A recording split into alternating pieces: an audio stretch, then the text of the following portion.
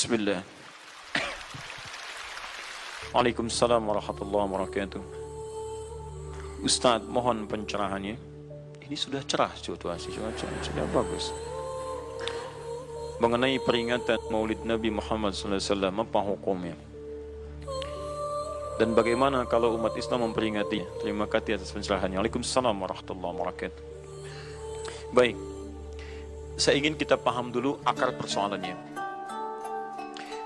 Al-Quran surah ke-61 ayat yang ke-6 paling kiri sebelah atas. Quran surah kedua Al-Baqarah ayat 129 paling kiri sebelah atas. Kemudian Al-Quran surah Yunus 10 ayat 57 sampai 58. Ditutup dengan At-Taubah di dua ayat terakhir. Taib. Sudah? Nah, sekarang saya ingin coba kita membiasakan dulu untuk menilai sesuatu dengan penilaian secara ilmiah yang bersumber pada dalil-dalil yang ada, tidak sekedar menganalogikan dan main tebak-tebakan. Itu nggak baik dalam menyimpulkan hukum. Ya. Bismillah. Sekarang secara akademis, secara ilmiah, membahas sesuatu oleh para ulama diposisikan dulu, dispesialisasikan dulu dalam bentuk ta'rif namanya, definisi. Jadi kalau Anda ingin membahas sesuatu, kita harus sepakat dengan definisinya dulu. Ya, disebut dengan ta'rif. Ta'rif ini harus punya sifat jami' mani'. Jami' menghimpun semua unsur yang akan didefinisikan.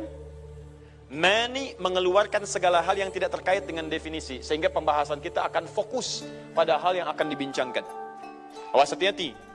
Kita ingin berbicara tentang sesuatu, tapi kita tidak sepakat dengan definisinya. Bagaimana bisa menyimpulkan hukumnya? Dan kelemahan orang-orang sekarang, ketika berbicara hukum, dia tidak tahu apa yang dibincangkan. Nah, sekarang misal, kita akan bertanya tentang maulid. Apa hukumnya maulid? Kita harus sepakati dulu apa itu maulid.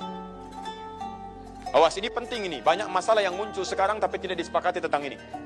Banyak orang bahas tentang hukum musik. Hukum musik begini-begini. Begitu saya tanya apa itu musik, bingung dia jawab. Apa itu musik? Anda mesti sepakat dulu musik itu apa. Di zaman Nabi apa yang disebut dengan musik. Zaman sekarang apa yang disebut dengan musik. Ketika Nabi menyampaikan hukum musik, apa yang dimaksudkan oleh musik di situ. Kalau antum paham tentang definisinya, maka keluarkan turunan hukumnya. Maka lebih mengerti di situ. Nah, sekarang maulid. Apa itu maulid? Nah, sekarang begini. Maulid atau maulud? Mana yang benar? Bukan Allahu a'lam, harus dicari kita. Mana maulid atau maulud? Antum sibuk menilai, ini maulid tidak benar. Oh, jadi yang benar maulud. Maulud juga tidak benar. Masya Allah. Apa maulid? Apa maulud? Baik, lihat. Kalau disebutkan maulid, itu waktu kelahiran. Waktu kelahiran. Awas, hati-hati nih ya, hati-hati. Ada kemarin saya lihat tulisan begitu bersemangat, Masya Allah, panjang-panjang nulis, ternyata salah paham, pahamnya salah. Ya. Maulid itu ulang tahun, bukan ulang tahun maulid itu. Bukan ulang tahun, bukan peringatan ulang tahun maulid itu. Ingat baik-baik, kalau pakai peringatan itu pakai Eid. Idul Milad, ya, hari kelahiran, peringatan hari kelahiran, ulang tahun. Tapi kalau cuma maulid itu waktu kelahirannya. Awas, hati-hati ya, hati-hati dalam memahami sesuatu. Kita mesti detil dan jeli dalam memahaminya. Jadi kalau disebutkan maulid itu waktu kelahirannya. Kalau disebutkan maulud, itu artinya bayi yang lahirnya. Bayinya yang dilahirkan. Nabinya, kalau dalam konteks Nabi. Jadi kalau disandingkan dengan kalimat maulidun Nabi, artinya waktu lahirnya Nabi. Jelas ya? Kalau mauludun Nabi, maulud Nabi, itu artinya nabinya, nabi yang dilahirkan. Jelas? Saya ulang, maulid apanya? Waktunya. Kalau maulid Nabi artinya apa? Waktu Nabi dilahirkan. Baik, maulud artinya apa? Nabinya. Kalau maulud Nabi artinya apa? Nabinya yang lahir. Jelas sampai sini? Ah, sudah. Ya, selesai pembahasan secara bahasanya. Nah, sekarang apa hukumnya maulid Nabi? Maulid Nabi nggak ada hukumnya. Karena waktu lahirnya Nabi. Bagaimana kita bisa melekatkan hukum pada waktu lahirnya Nabi? Lahir ya lahir. Jelas ya? Ustaz, apa hukumnya maulid Nabi? Antum kenapa? Apa hukumnya waktu lahirnya antum? Hah? Antum lahir apa hukumnya? Kapan antum lahir? Ustaz, kapan antum lahir? 11 September. Apa hukumnya? Hukumnya.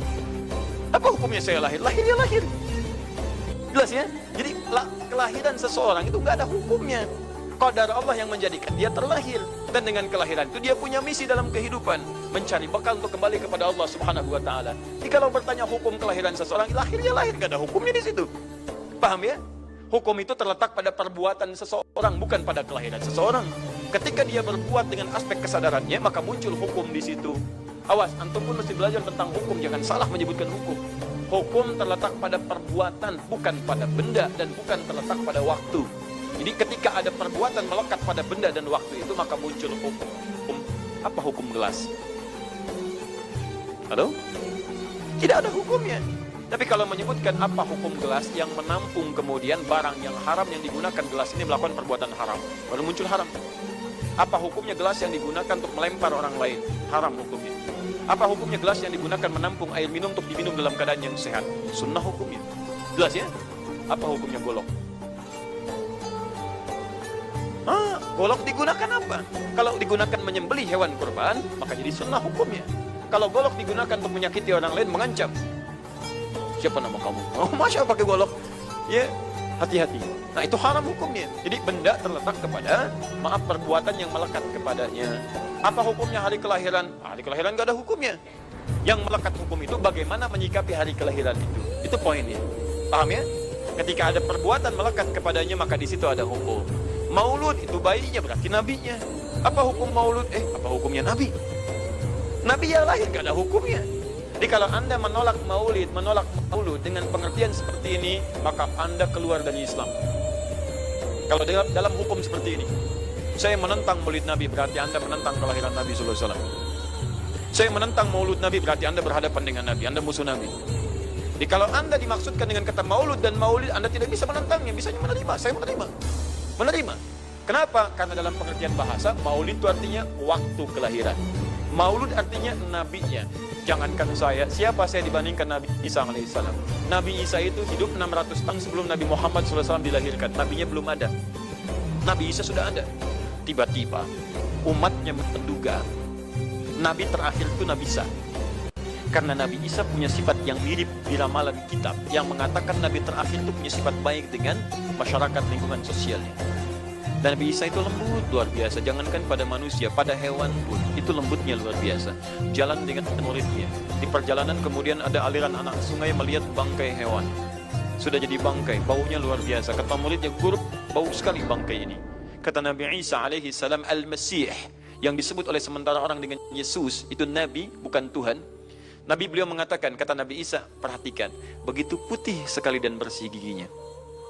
Kata muridnya, Tuan Guru, kenapa Anda mengatakan demikian? Kata Nabi Isa, karena manusia hanya akan menyampaikan apa yang ada dalam benak fikirannya. Jadi kalau fikiran Anda kotor, Anda akan melihat bangkainya saja. Tapi kalau pikiran kita baik, kita akan mencari yang terbaik dari hewan itu. Bukankah dia ciptaan Allah? Bukankah dalam setiap ciptaan ada hikmah dan kebaikan? Perhatikan bagaimana putih bersih giginya. Jadi kalau bangkai saja bisa menjaga kebersihan gigi, kenapa kamu yang masih hidup tidak mesti? Ya minimal kamu jaga perasaan. Minimal jaga perasaan, kan? Tapi itulah luar biasa. Di sini sering diambil hikmah bahwa teko akan mengeluarkan isi tekonya. Isinya kopi, keluar kopi. Isinya air bening, keluar bening. Isinya susu, keluar susu. Demikian juga kita. Bayangkan, Nabi Isa bukan hanya pada manusia, pada hewan yang telah jadi bangkai pun, itu mohon maaf, kalimatnya dan sikapnya begitu indah, luar biasa. Maka diduga oleh kaum itu Nabi dan Rasul yang terakhir. Saat mendengar kalimat itu, kata Nabi Isa, bukan saya. Nabi terakhir punya sifat sama seperti saya dengan hubungan dengan makhluk. Jadi bukan cuma dengan manusia, dengan hewan jangan sakit. Kalaupun menyembelih, jangan sakiti hewannya. Makanya Nabi ini akan memberikan isyarat-isyarat yang sangat indah. Masya Allah. Pada tumbuhan dia jaga. Tapi Nabi yang terakhir ini punya keunggulan yang tidak bisa disaingi oleh Nabi-Nabi lainnya. Apa itu? Ibu bapak sekalian, tingkat kedekatannya dengan Allah luar biasa. Ibadahnya luar biasa. Dalam bahasa Arab, tingkat kebaikan yang terkait dengan makhluk secara sosial, itu kalau satu kebaikannya disebut dengan Mahmud. Tapi kalau banyak kebaikannya disebut dengan Muhammad. Tapi kalau hubungan dengan Allah, ya dengan Khalik, kalau punya tingkat hubungan yang baik satu sisi saja disebut Hamid namanya, Hamid. Antum rajin tahajud tapi belum konsisten puasa sunnah, maka antum namanya hamid. Perempuannya hamidah. Misal ada perempuan namanya Wanda, maka hamidah. Wanda hamidah. Ya. Itu artinya yang dekat dengan Allah. Jadi kalau ada yang namanya Wanda hamidah, jauh dari Allah, ya, kemudian pendapatnya menyimpang dari ketentuan Allah, mesti diingatkan, Anda hamidah, Anda dekat dengan Allah, maka tidak layak mengeluarkan statement yang tidak sesuai dengan hukum-hukum Allah Subhanahu wa taala. Ya, Hamid, awas, Hamid, nama Anda Hamid. Misal namanya Fahmi, Masya Allah, Hamid Fahmi Zarkashi, Masya Allah. Itu artinya hubungan dekat dengan Allah Subhanahu wa taala. Perempuannya Hamid, laki-lakinya Hamid, perempuannya Hamidah, Masya Allah. Paham sampai sini? Kalau bentuk superlatif, banyak ibadahnya, tahajudnya, sedekahnya, puasanya, segalanya, maka Masya Allah berubah kalimatnya. Dari kata Hamid jadi Ahmad. Ahmad. Maka Nabi Isa tidak menyebutkan kalimat Muhammad, tapi menyebutkan kalimat Ahmad. Karena kalau disebutkan kalimat Muhammad, nilainya serupa dengan beliau, punya nilai kebaikan yang sama. Nabi Isa baik pada hewan, Nabi Muhammad baik pada hewan. Kata Nabi, lihat, kalau Nabi Isa sudah jadi bangkai, Nabi Muhammad ketika hewan akan disembelih pun, disembelih, kata Nabi, jangan sakiti dalam penyembelihannya, tajamkan dulu pisaunya. Ketika menyembelih, jangan lakukan berkali-kali. Kata Nabi, tajamkan, begitu antum kemudian sembelih, seketika selesai. Cari urat yang membuat cepat darahnya keluar. Nabi.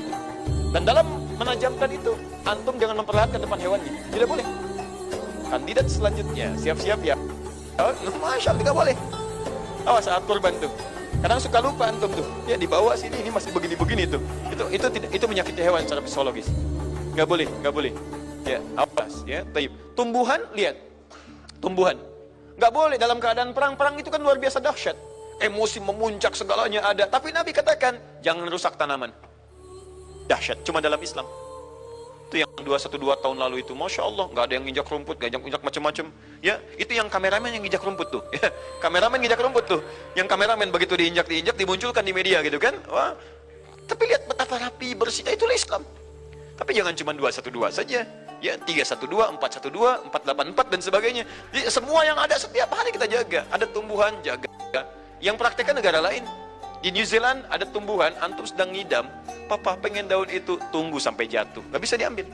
Begitu diambil, denda. Padahal yang punya teorinya Islam. Tapi hubungan dengan Allahnya itu bukan Muhammad, tapi Ahmad. Makanya Nabi Isa mengatakan, wa mubasysyara bi rasulin ya'ti min ba'di ismuhu Ahmad. Saya kasih kabar gembira, Rasul terakhir bukan saya, tapi seseorang yang nilai ibadahnya lebih daripada saya. Jaminan surganya sudah ada, bahkan turun surah kepadanya, inna a'tainakal kautsar.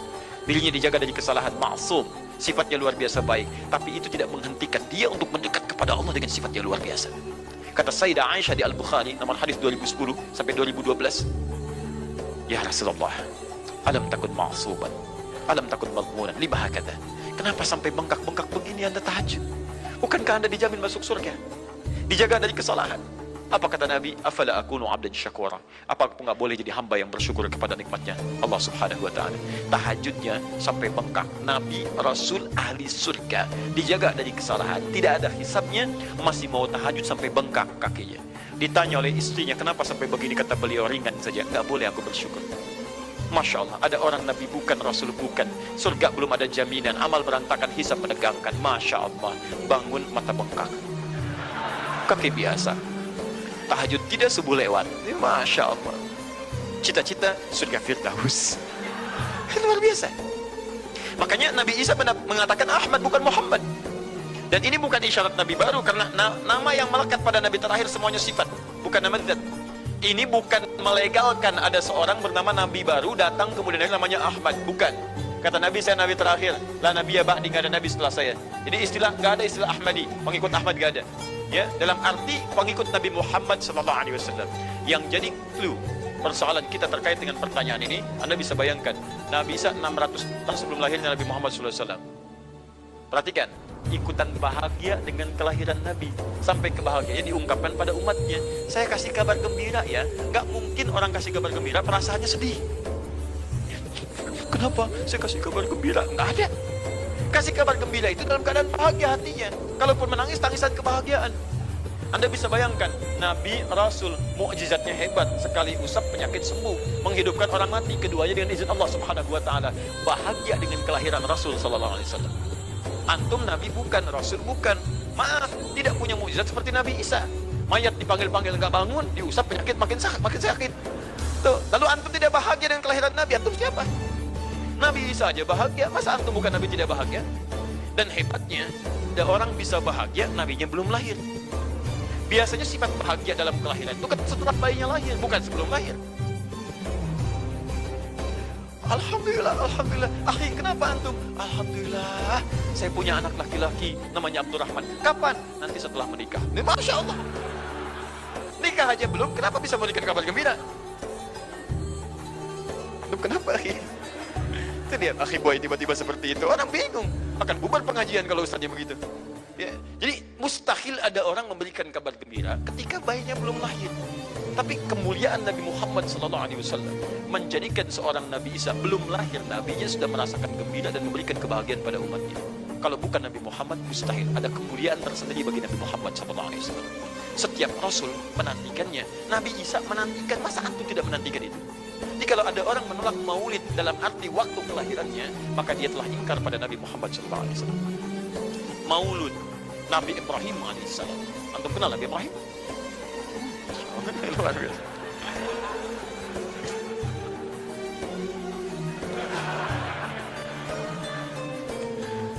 Nah, dimanapun Anda berada, memang hari ini banyak orang berkumpul di Monas untuk bermunajat kepada Allah. Tapi tidak harus menjadikan kita menjadi tidak fokus. Di sini ada yang kenal Nabi Ibrahim. Alhamdulillah. Nabi Ibrahim, Nabi Ismail alaihi wassalam, keduanya meninggikan bangunan Ka'bah. Setelah selesai bangunan Ka'bah ditinggikan, keduanya berdoa di samping Ka'bah. Apa doanya? Doa maulud. Lahirnya, bayinya. Nabi terakhir yang lahir di samping Ka'bah, yang ditinggikan oleh keduanya. Ya. Wa idh yarfa'u Ibrahimul qawa'ida minal baiti wa Ismail, ayat 127-nya. Setelah selesai meninggikan bangunan pondasi Ka'bah ini, keduanya berdoa di samping Ka'bah. Di antara doanya ayat 129-nya. Rabbana wab'ath fihim rasulan minhum yatlu 'alaihim ayatika wa yu'allimuhumul kitab wal hikmah wa yuzakkihim innaka antal azizul hakim. Ya Allah, mohon utus seorang rasul dari kalangan mereka di tempat ini yang lahir di sekitaran ini. Jadi ada rasul yang lahir di dekat sekitaran Ka'bah. Hasil penelitian, tidak ada rasul satupun yang lahir di dekat Ka'bah kecuali Nabi Muhammad SAW. Ya, silakan cek. Kami baru kembali dari sana dan sampai sekarang tempat dilahirkannya masih ada dan disamarkan dalam bentuk museum. Ya, di bawahnya ada perpustakaan Al-Maktabah Qadim. Kalau antum dari Zamzam di sini, ini As-Safwan. Ya, nyebrang sedikit ini Istana Raja, dalam jarak cuma 15 meter ke sini kurang lebih. Lurus ke sini dan belok langsung ke sebelah kanan. Di sini ada jembatan ke atas ke lantai yang ketiga. Ya, naik ke sini. Kemudian di sini antum langsung belok ke pintu sini. Ini ada babul Ajat, bab yang ke pintu ke-25. Ini bab Ismail, pintu ke-26. Antum lurus saja ke sini, jangan belok sini, jangan belok sini. Di sini kemudian ada gate lurus King Abdul Aziz yang pertama di sini. Ya, antum belok kanan sini, lurus sekitar 30 meter dari sini, sebelah kanan ada pos satpam. Di atas pos satpam ada kamera CCTV 1. Dari sini antum jalan sampai ujung, di ujung sini, dari sini ke sini ada 35 kipas di atas. Pas di ujung sini, kemudian ambil lurus ke sini. Di sini ada bab Ali, ini masih dibuka. Babus Salam ini ditutup. Di sini sebelumnya babun Nabi. Kemudian ambil tarik garis lurus dari Babus Salam ke sini, dari jarak sini ujung ke sini, ya ada sekitar 200 meter. Ke ujung sinilah, di sini ada bangunan warna krem di sini. Di sampingnya ada tempat ngambil air zam-zam dengan menggunakan keran. Jadi kalau punya girigen, ingin ngambil banyak, jangan nyusahin orang ngambil di, misalnya di termos-termos yang besar itu. Ambil dari sini, itu ada keran langsung dan gratis di situ. Ya, beli kompannya sekitar 5 real, antum ambil dari situ, masukkan airnya, bisa bawa ke hotel, isi kapan bolak-balik di sini. Sampingnya persis, ini tempat Nabi dilahirkan. Ini maulud Nabi, bayinya lahir di sini.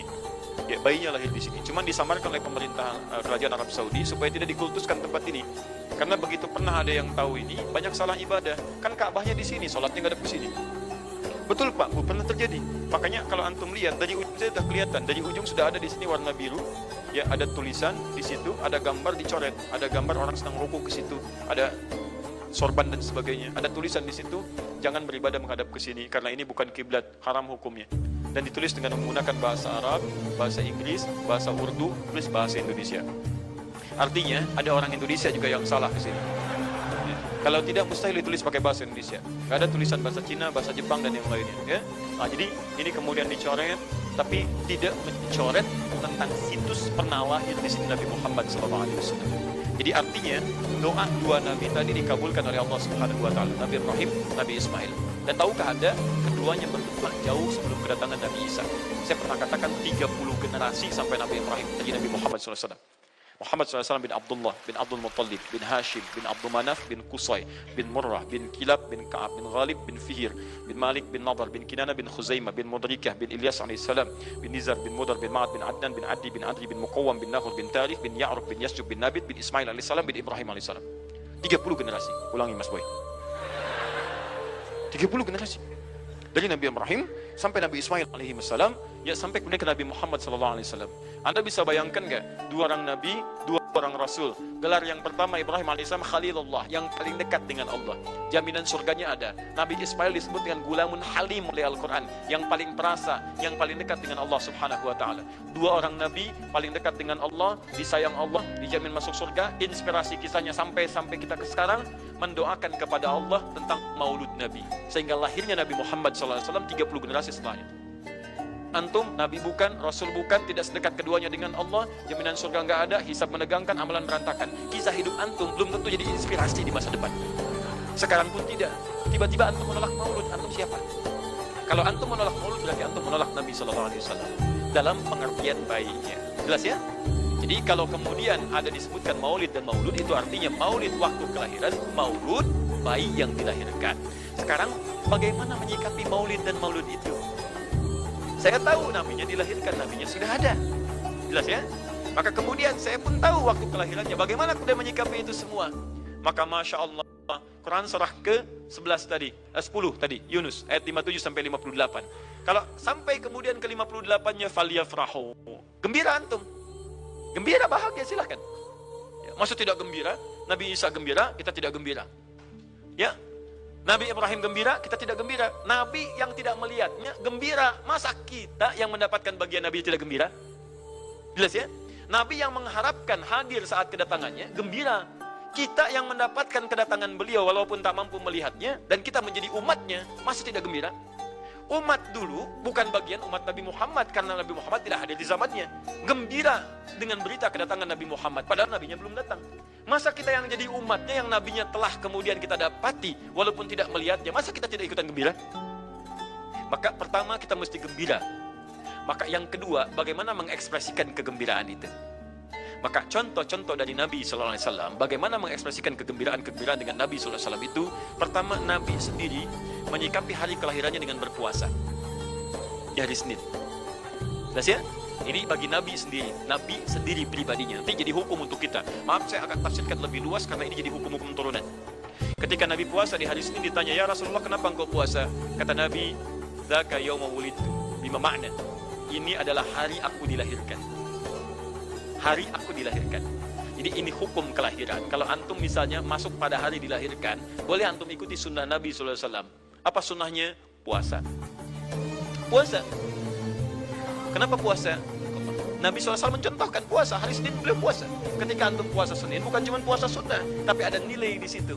Nah, kalau hari lahirnya antum bertepatan dengan hari yang tidak diperkenankan puasa, seperti Jumat misalnya, hari kita bahagia, maka kata para ulama, ambillah hikmah dari nilai puasa itu. Puasa itu kan dua hikmahnya. Satu, meningkatkan ibadah yang baik. Kedua, mencegah maksiat. Silahkan cek, bukankah saat puasa ibadah antum meningkat? Silahkan cek, saat puasa. Jangankan yang fardu, yang sunnah dikejar kan? Jangankan Quran yang dibaca, Al-Quran dibolak-balik. Maksiat ditekan, tidak ada orang puasa maksiat. Tidak ada. Ya, bahkan pelaku maksiat pun saat puasa, libur maksiatnya. Minimal takut batal puasanya. Jangankan maksiat, maaf, mencela orang pun dia tahan, berdusta dia tahan. Jam 5 bu, tinggal 1 jam mau buka, dicela orang habis-habisan. Gak balas dia. Kenapa gak balas? Kan biasanya antum keras. Habis maghrib. Habis maghrib. Luar biasa. Habis maghrib tuh. Begitu maghrib lupa. Habis maghrib lupa. Ya, kenapa? Dia jaga. Jadi hikmah orang puasa itu kalau sudah puasa, ibadahnya meningkat, maksiatnya hilang. Jadi kalau antum ikut rajin puasa, ibadah tidak meningkat, maksiatnya tetap ada. Ada yang salah dengan puasa antum. Makanya ketika datang hari kelahiran, sebetulnya yang paling tepat, kalau antum bertepatan dengan waktu-waktu sunnah puasa, antum puasa.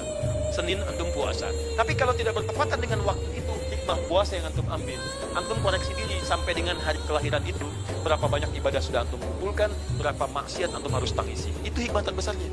Bukan rame-rame. Ditiup lilinnya. Masya Allah, lilin ditiup, maksiat terus muncul.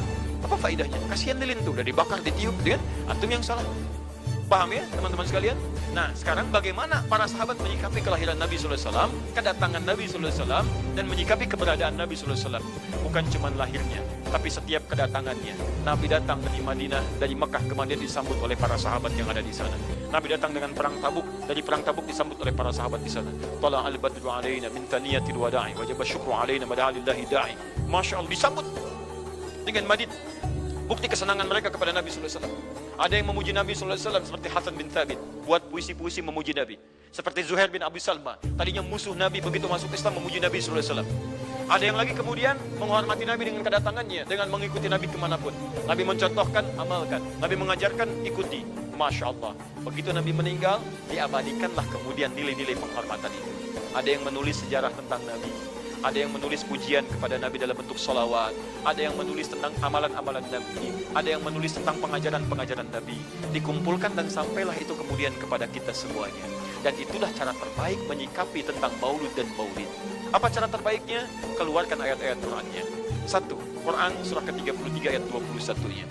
Laqad kana lakum fi Rasulillahi uswatun hasanah. Sungguh ada pada diri Nabi SAW suri teladan terbaik untuk kita. Maka jika antum misalnya hadir momentum kelahiran Nabi SAW, biasanya kalau ada momentum-momentum tertentu orang bersemangat untuk mengingatnya. Silahkan cek. Hari pahlawan, ingat para pahlawan. Hari pahlawan berakhir, tidak ingat lagi. Hari kemerdekaan, ingat sampai pinang dipanjat-panjat. Begitu dipanjat, kenapa panjat pinang? Masya Allah, menghormati pahlawan. Hari pahlawan sampai naik panjat pinang.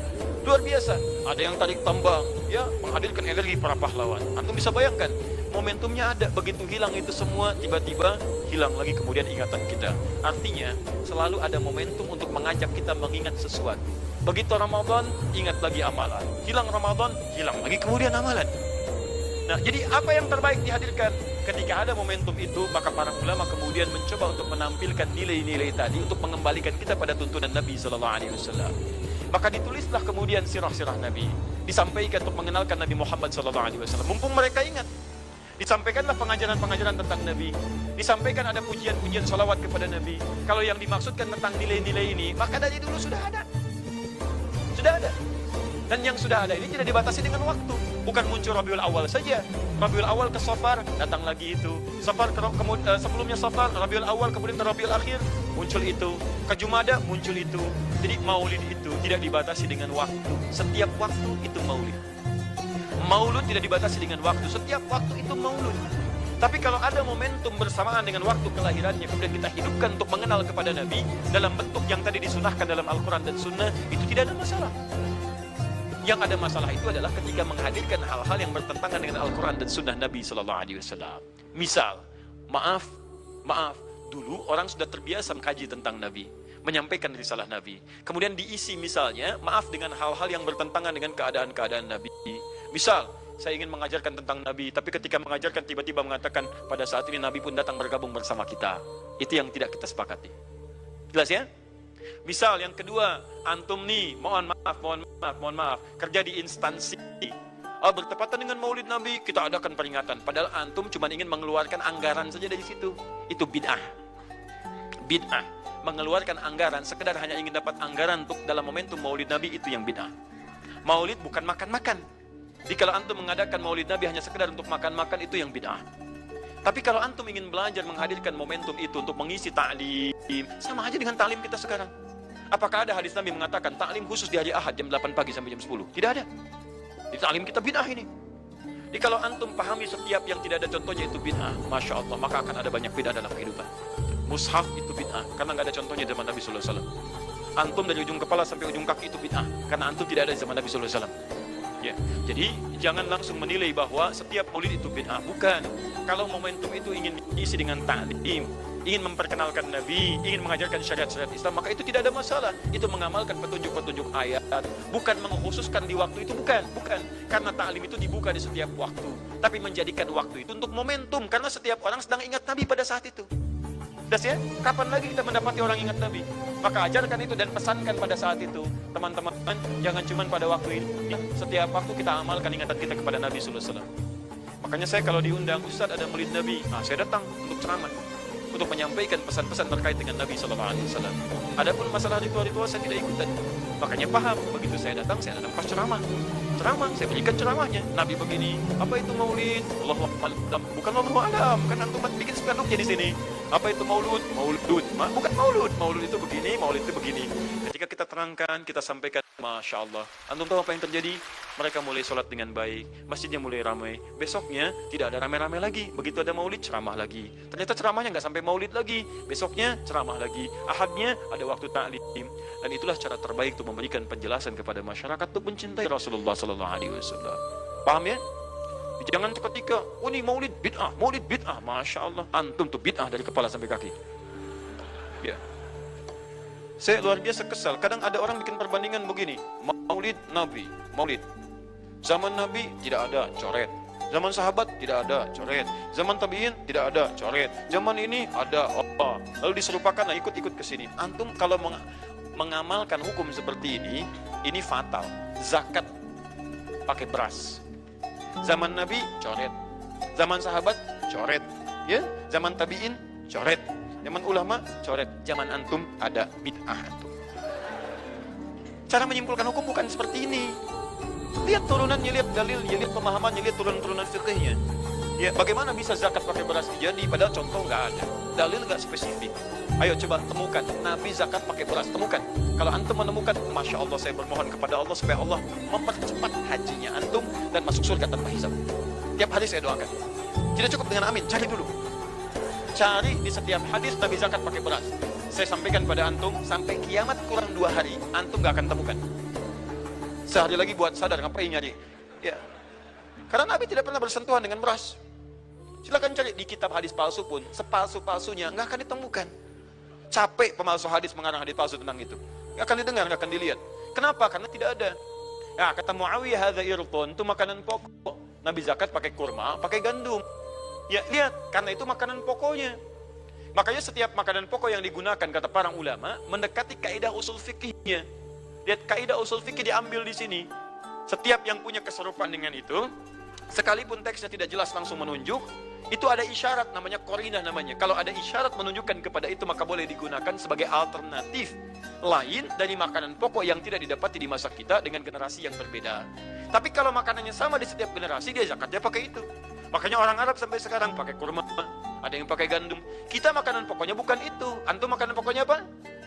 Beras, Masya Allah, beras. Baik pemirsa, beras itu makanan pokok bagi hewan yang bertembolok, ya. Ayam, bebek itu beras. Baik, makanan kita nasi. Dan nasi bersumber dari beras. Baik, nasi bersumber dari beras. Jadi kalau kita ingin zakat pakai beras, boleh tidak? Nah, lihat bagaimana cara pendekatannya. Dalil belum ditemukan aslinya. Seperti maulid tadi, menyikapi dengan taklim macam-macam, nggak ada nas aslinya. Tapi qarinahnya ditemukan, sama-sama makanan pokok, sama-sama taklim, sama-sama meminta untuk ikut ajaran, sama-sama mereka ingat tentang Nabi SAW. Maka semua hukum itu kita terapkan, jadilah hukum terapan dalam kehidupan kita. Paham? Dan itu tidak disebut dengan bid'ah. Jelas ya? Subhanakallahumma wa bihamdika asyhadu an la ilaha illa anta astaghfiruka wa atubu ilaik. Wa akhiru da'wana alhamdulillahi rabbil alamin. Assalamualaikum warahmatullahi wabarakatuh.